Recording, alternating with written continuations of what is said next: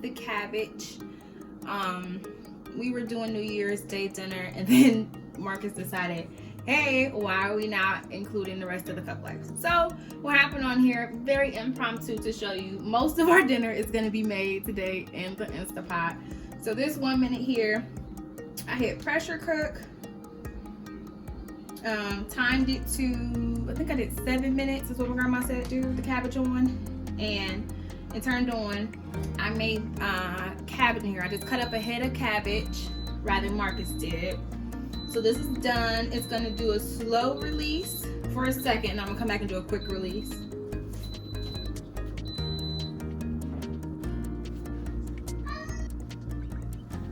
So I'm gonna tell you guys what I did for my cabbage. I got this from good old Walmart, organic bone broth, chicken bone broth. I used one of these.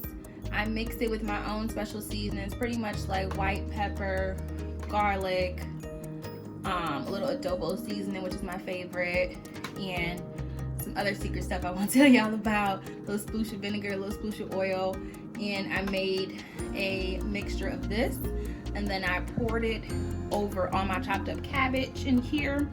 And my cabbage is actually done, and I don't want it to wilt up, y'all, so I'm gonna hurry up and do a quick release real quick and let you see what that looks like.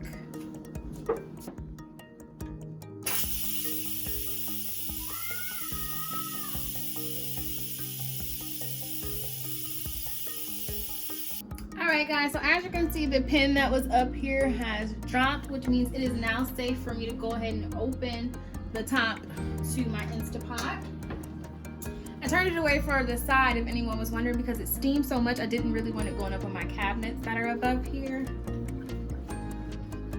I like to just wipe it off a little because it's like dripping water from all the steam. And then we're gonna open it and get a close-up of this cabbage. It's my first time making cabbage in here, so I hope it looks good. Oh yeah, actually, it looks really good.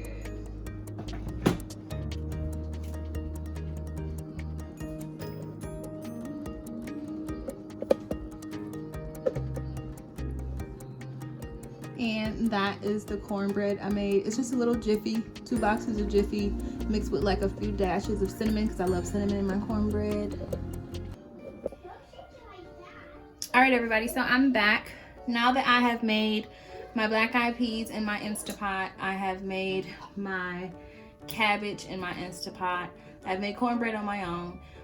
We are now gonna have seafood for our meat of choice. Instead of doing like ham or traditional like pork options, we're gonna do seafood this year.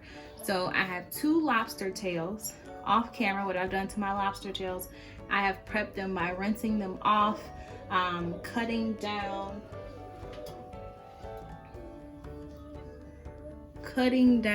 the center a little bit, just cracking them so they don't curl up too bad when you're cooking them.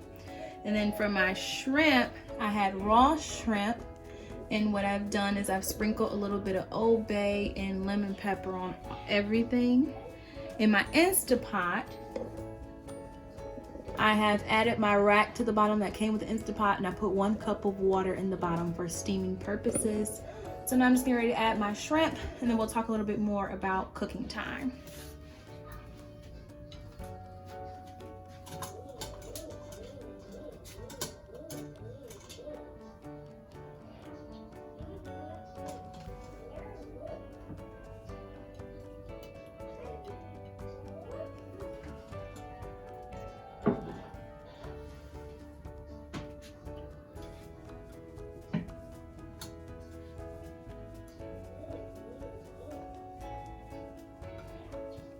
Shrimp look good. What you think?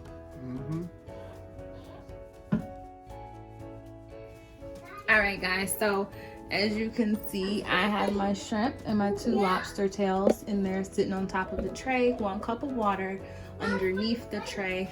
Sorry, steaming rack. For about 1 cup of water at the bottom for the steaming. I'm gonna cook these on high pressure for about 2 minutes. I've also watched a YouTube video where the man made his seafood for 2 minutes, I think he put it on, but it was steam instead of the pressure cooker. I'm not really sure what that does, so I brought out the actual Instapot guide that came with my Instapot. You can see for lobster it says 2 to 3 minutes, and for shrimp it says 1 to 3 minutes. I'm gonna meet it in the middle for 2 minutes, and all of these times on this Instapot sheet actually come from the Instapot being on the high pressure level, so I'm just gonna use that as my guide. Let's put the top on.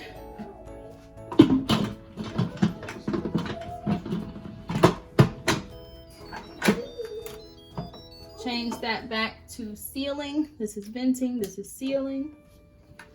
I'm gonna hit pressure cook. Drop my time down to 2 minutes, even though I'm really scared. I think I should do 1 minute. I don't want it to be too rubbery. And then I'm just gonna leave it. It's gonna start. Now, why I say I'm afraid of that is because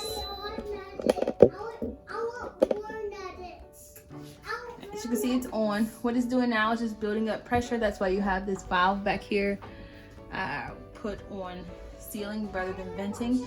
It builds up pressure for an amount of time. I think maybe like, I'm guessing like 10 to 15 minutes sometimes it takes to build up the pressure. And then it's gonna actually cook for the 2 minutes. And then it's gonna turn itself onto a slow pressure release. Now I can flip this to venting and do a quick pressure release, or I can just let it come down naturally. Because we have seafood, and if you leave it in there too long, it's gonna be extremely gummy. I'm not gonna do this. These are raw lobster tails and raw shrimp. They're not frozen, so I don't need any extra time for them to cook properly. So I'm hoping I don't overdo it. This is just a New Year's Day whim, y'all. Marcus is like, we need to record it and include the cup live, so I'm recording on a whim. But I'm hungry. I have been eating these black-eyed peas and cabbage and just like nibbling on them a little bit because I'm starving. Oh my god, I cannot wait to eat. So for the black-eyed peas, I think I told you guys how I made the cabbage. For the black-eyed peas, I use the same broth, 1 carton of it. I seasoned it up with all my favorite seasonings. So I actually put a little sprinkle of Old Bay because I was so thirsty to use my Old Bay seasoning on everything today. So I sprinkled a little bit of Old Bay in there too. But my normal seasonings are just like garlic, onion powder. I put some fresh onions in there, some fresh red and green pepper, a little bit of my favorite adobo seasoning. Let me show you guys my adobo seasoning actually, because this is my adobo seasoning. I use the one in the green because it has cumin in it, and I love cooking with cumin. I add cumin just about everything anyway, so this adobo seasoning is what I used. I put all of that in there, mixed it up with the onions and the peppers, cooked it in my pressure cooker on pressure cook. It was normal, but then it also says high pressure, and I put it in there for about 20 minutes. And when I tell you these black-eyed peas are absolutely amazing, flashbacks to when my grandma Bertha, who's my great-grandma, used to make them. Absolutely delicious. Mixed with this cornbread and cabbage and this seafood little baby mukbang. Woo! Happy New Year, y'all. Oh, you know what? I forgot. I took 1 little cube of my chicken bouillon cube. 1 little cube, and I crushed that up too in my black-eyed peas. I can't remember if I told y'all, but for my cabbage, it's a little bit overcooked. It's more the consistency of greens. I like my cabbage to have a slight crunch to them. I cooked them in a pressure cooker on high pressure for roughly 7 minutes, but I think next time I'll try 5. Then if I need more, I'll just put the lid back on and let it steam up a little bit and see how that goes. But it's still good. It's still absolutely delicious. The flavor is so amazing, but it's just a little bit more on the softer side than I would like. Once this Instapot is done with the shrimp and the lobster, I'm definitely gonna come back and let you guys know how it turned out, and then you get to stay with me. I'm gonna go ahead and do my butter garlic herb sauce for it. So I want to show you guys the pressure built up. That took about like 15 minutes, and then now it went to 2 minutes because it was cooking, and now I have a minute left. But I'm so nervous it's gonna be overcooked and rubbery. So we will see how it comes out, y'all. All right, everybody, it has went off. I'm gonna go ahead and hit this.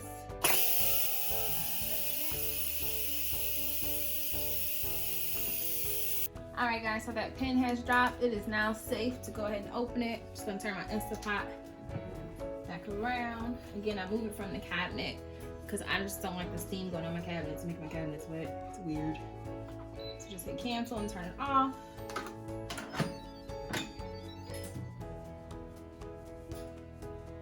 Oh my gosh, yo, this looks so good.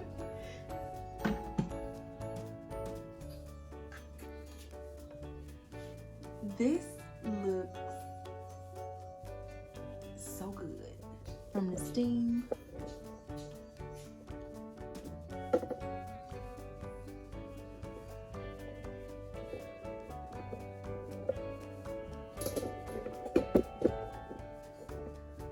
Alright, y'all, I'm getting ready to make the butter. Okay, y'all, I couldn't help myself, so I almost burnt my fingers off, but I went in there and bit a shrimp. It tastes amazing. I went to Marcus to get some fresh lemon. I just sent him out to Walmart.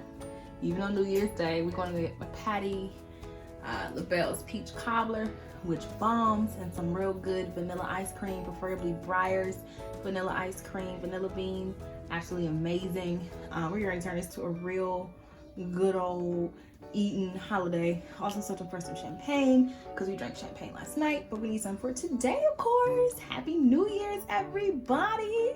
Welcome in to 2020. All right, y'all, as promised, I'm back to show you how I made the dipping butter for our shellfish. Today, our baby seafood mukbang. So in this glass container, I have about a half a stick of butter. Let it soften up and just mashed it so it fit in this container. And then I'm just gonna season it to my choice. I have my Creole seasoning.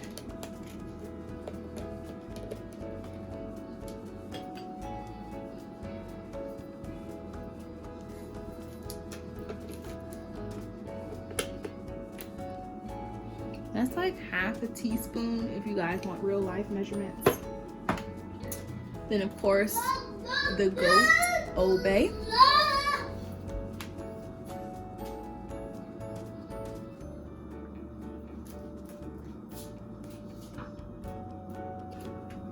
For the Old Bay, I added maybe about a full teaspoon. I want to try myself. Little lemon pepper.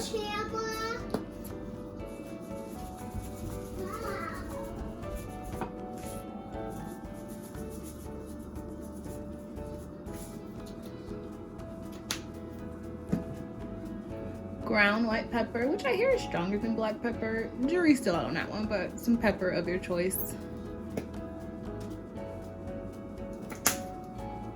That might have been too much pepper, but oh well. Then of course, minced garlic. I keep this in my fridge, so I just scoop it out as needed.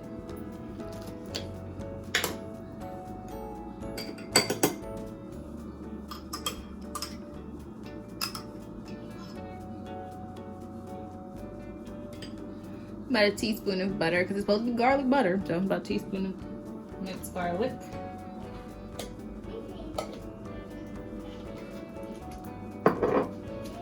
And I'm waiting on Marcus to come back from Walmart with a lemon, so when he comes back, I'm going to just squeeze about the juice of a half of a lemon in here, put it in the microwave until the butter melts, stir it up, and have some delicious sauce. All right, y'all, so I'm impatient. I couldn't wait on Marcus to come back for me to squeeze a little bit of lemon juice in this mixture. So I'm just gonna go ahead and pop it in the microwave till it all melts, stir it up, and come back and let you know. All right, y'all, so I'm back. I totally forgot I didn't put any herbs in it. So I went ahead and added some dry parsley flakes, a little bit of oregano, a splash of ginger. I love fresh ground ginger, so I put that in there as well. And I'm gonna put a pinch more of Old Bay because I just like tweaking things up to their maximum potential. So a little bit more, just a little sprinkle of Old Bay. I'm gonna mix it up and let y'all know how it tastes. So what I've done now is I have added all those extra things I just told you guys about. And the herbs were the kick that I needed. Oh my goodness. I just let Marcus try it. Marcus try it. Like, I don't know, my own husband said Marcus try it. He just got back in from Walmart and he said it's good. So now I'm gonna give it to him on the shrimp and see if he has that same oh my god reaction that I did. So Marcus did bring back the cobbler, but it's not my absolute favorite.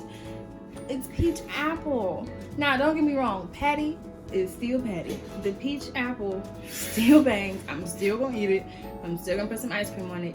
But that peach cobbler, the regular crust, you don't even need the extra crust unless you're one of those people who just like the bread part of the cobbler. But that peach cobbler, my god, is somebody's grandma in there doing this. And sometimes we just cut out our chunk, put it in the microwave to warm it up a little bit, and then put some ice cream on it. Or it comes in a foil pan. So when I saw her on Breakfast Club, she was saying you can actually take this foil pan out and just put it right in the oven to warm it up that way if you choose to as well. If you guys have tasted Patty's anything, everybody has probably tasted the pie by now, but Patty's anything, especially the peach cobbler or peach apple, go ahead and put a comment down below. Let me know. Let's share in the joy and the wonderfulness of all that is Patty's Creations. I heard she has greens and macaroni and cheese. They don't have them in the Walmarts near me. So let me know if you guys have had them and how they are, please. All right, y'all, what's going on? Marcus here. I got one of the world famous patty pies, the peach apple cobbler patty pie. And cut me a little slice of this. See what's going on with it. I'm gonna go this way. On all this. It's peach apple. Make sure you get the crust at the bottom. I feel like that's the best part. Crust at the top, crust at the bottom. You see here I got the Breyers vanilla ice cream. Couple that with it for a bottom dessert.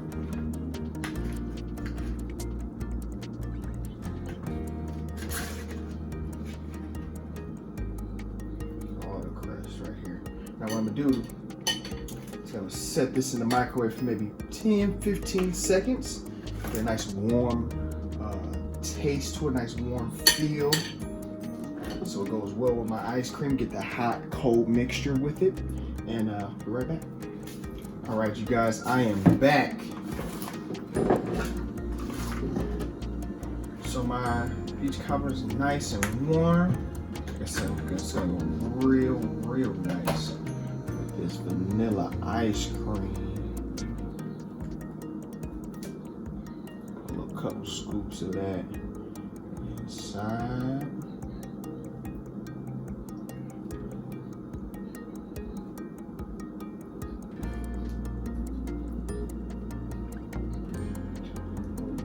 There you go.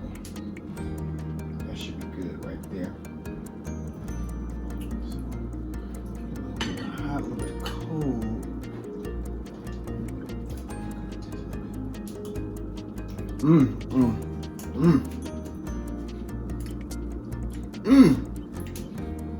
Yo, this is so good.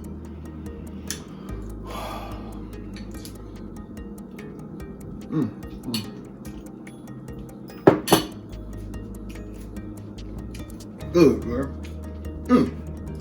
Patty. Say my name.